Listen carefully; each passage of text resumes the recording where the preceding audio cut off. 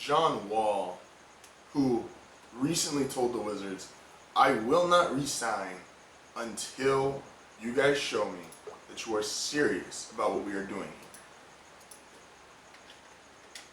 That's kind of big news. John Wall is the best pure point guard in the game right now. And that's hard for me to say because I am such a huge Chris Paul fan. But John Wall is just flat out, he's bigger, stronger, faster, more athletic right now than Chris Paul is. And he plays that kind of game. This is why, he can average 23 points, 10 assists, get you 4 rebounds, get you 2 steals. Like, he's the better Chris Paul at the moment. I think Chris Paul's skill set is probably a little bit better than John Wall, but John Wall's 6'4", like 215, and he's probably the fastest player, him and Russell Westbrook, with the ball in their hands.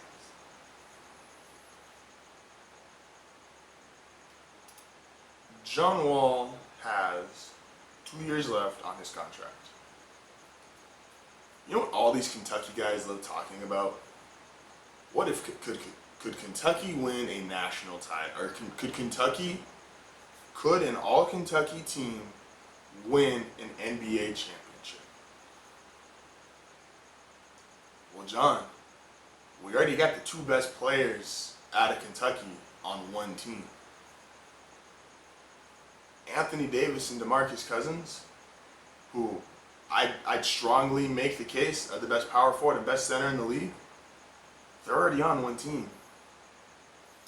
That team already has a pretty good point guard in a Drew Holiday, who you could package with him and a first-round pick, maybe another role player like Antoine Moore, to send to Washington. And you're going to tell me that, which New Orleans is willing to spend money. Like, I don't know why when I was doing the Chris Paul video, people were talking about like New Orleans was still a small market. That's why Chris left in the first place. Tom Benson is rich, you guys, and I don't know if you've noticed since he got back in, he's done nothing but spend I won't even swear right now, but he spent a lot of money.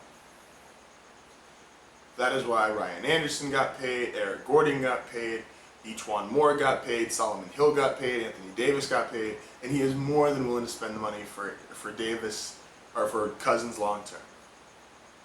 Now, Tom Benson is going through some family struggles right now, as far as if they're not sure if he's considered senile. There's something with the girlfriend, wife. There's a whole situation. I won't get into that. It's not what I'm here to do. Give me a prime John Wall at 27 years old and Anthony Davis at 23 years old. Give me DeMarcus Cousins, 27 years old in his prime. I don't care who's on the wing at the 2 and the 3. I have the best point guard in the league. I have the best power forward in the league. I have the best center in the league. And how do you convince Wall and Cousins to play long term? Or how to sign long term? Well, you sell them on the fact that you got the Kentucky team. You sell them on the fact that we now have 3 of the 3 positions where we're the best in the world at. So when you go to match up with the Warriors, you could say Wall Curry, you could make the case Wall Curry's a push. Davis is better than Draymond Green, and Cousins is better than whatever big man Golden State has. Plus, the team's willing to spend the money on these other role players, like they have, like, if Moore isn't a part of that trade, Solomon Hill, Quincy Pondexter, Alexis Ajinça, like, they have room to grow. Or not room to grow. They have the money and the assets to sign the role players. So we don't get top heavy as shit, as some superstars like to say.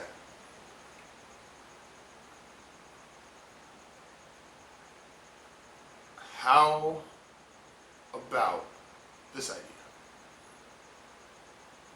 How else do you sell someone on staying with your team? Well, you also let them know, hey, Wall, Cousins' contract is going to end after this season. Wall's will end after the following season. you guys have a chance to not only be a part of greatness as far as a team, you guys get to play with the best player post LeBron. I don't know if we understand this. Like, I always feel like he gets the short end of the stick.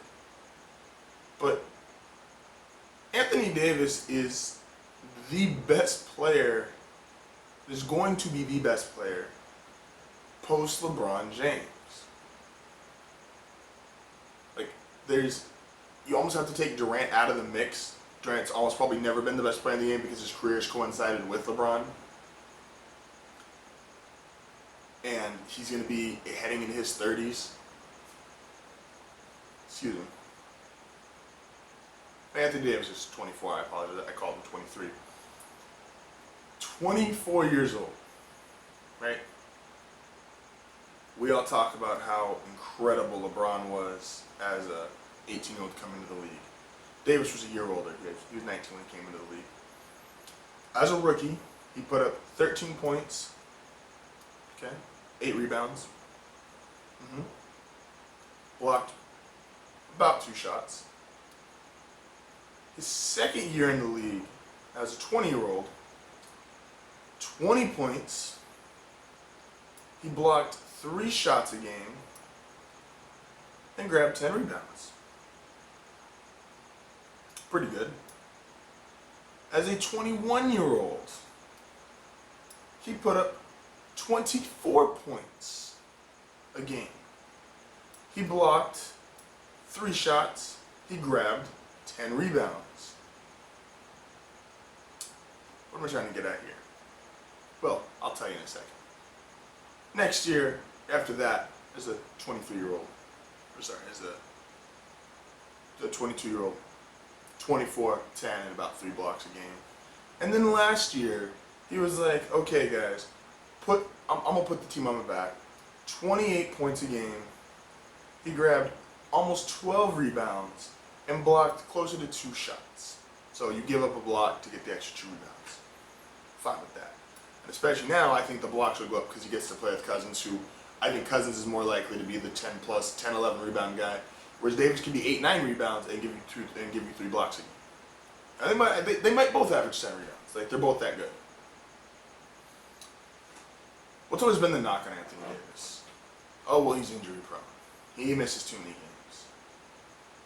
That's fair. But let me tell you why it doesn't matter anymore. When I'm trying, and this is my pitch to John Wall, by the way. Why you should stay in New Orleans. Last year, Anthony Davis played 75 games. That's more than LeBron James played for the Cavaliers. Think about that.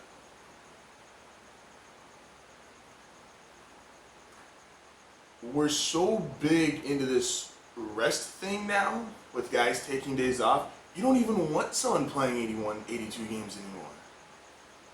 I mean, yes, we love it as far as fans. We love when we see, like, guys like Westbrook and James Harden playing 81, 82 games. But that's just not the way the league is anymore. I have this 24-year-old superstar who's an all-NBA first defense guy. He's an all-NBA first team player. He's 6'11", can shoot a little bit, can play in the post, can be the best defensive player in the league. No offense to Draymond and Kawhi Leonard, who are currently, but Davis has more skills than them. Like, he's probably the only guy who could actually, I just talked about Paul George, he's probably the only guy who could actually match up with Kevin Durant. Because they're both the same size, height, crazy wingspan. He could actually do it. Like I said, he's starting to be a three-point shooter now. He's shot 32% from 3 for the year prior. Went right at 30 this last year. That's 50% shooter for his career. Can play defense, can rebound. And he's 24. And you give him, and he hasn't played with great guys. Like, his best teammate was Ryan Anderson. And they always kind of showed playing together because Davis wasn't big enough to play full-time center. And Anderson's definitely not a center. He's a stretch 4. But Eric Gordon was hurt the whole time. Drew Holiday's been in and out due to some family issues.